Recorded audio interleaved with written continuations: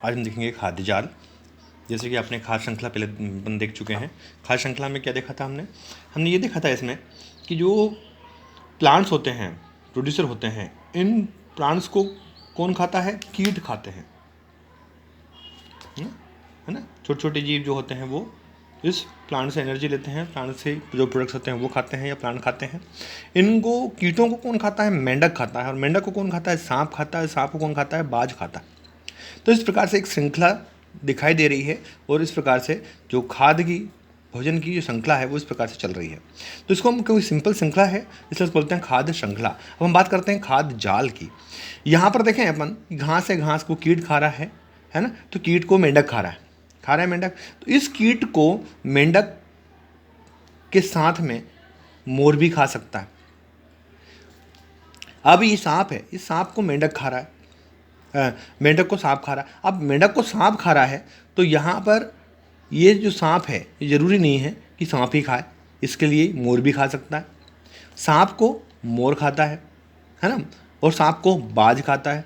तो अभी तक अपन ने ये देखा कि खाद्य श्रृंखला में क्या हुआ, एक श्रृंखला बनी हुई है। कीट, पौधे कीट खाएंगे, मेंढक कीट को खाएंगे, मेंढक को सांप खाएगा, सांप को बाज खाएगा। इस प्रकार से एक श्रृंखला चल रही है। तो ये कहलाती है खाद्य श्रृंखला। अब प्रॉब्लम कब आती है? प्रॉब्लम ये आती है कि जब ये थोड़ा सा कॉम्प्लिकेटेड हो जाता है, मतलब और संगठित हो जाती है।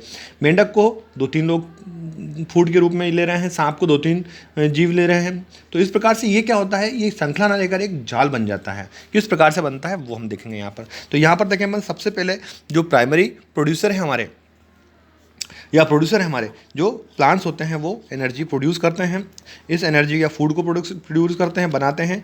ये जो फूड है ये प्राइमरी कंज्यूमर के पास, प्राथमिक उपभोक्ताओं के पास जाता है। प्राथमिक उपभोक्ता में हिरन, भेड़, खरगोश, चूहा, तितली, टिड्डे, कीट, ये सब किसका उपभोग करते हैं, किसका उपयोग करते हैं? फूड के रूप में प्लांट्स का उपयोग करते हैं। अब ये जो प्लांट्स का उपयोग करने के बाद में है, जैसे हिरन है, हिरन को लोमड़ी भी खाती है और शेर भी खाता है। तो यहाँ पर यदि हिरन को अपन देखें कि हिरन प्लांट खा रहे हैं, प्लांट को शेर खा रहा है, हिरन प्लांट्स को खा रहे हैं, हिरन को शेर खा रहा है और लोमड़ी खा रहा है। तो ये जहाँ पर दोनों क्या हो रहा है कि दो चीज़ एक को खा रहे हैं। तो यहाँ पर क्या होता है, इस प्रकार से बहुत सारे कॉम्प्लिकेटेड उत्पन्न होते हैं या एक दूसरे को खाते हैं। तो देखें अपन, भेड़ लोमड़ी खा रहा है, खरगोश को बिल्ली भी खाती है, लोमड़ी भी खाती है। चूहे को देखें अपन तो चूहे को बिल्ली भी खा लेती है, मोर भी खाती है, उल्लू भी खा रहा है, सांप भी खा रहा है। तो यहाँ पर ये जो चूहा है, जो एक चेन के रूप में पहले चलती थी, जो चेन ना रहकर ये क्या बन जाता है, एक जाल बन जाता है।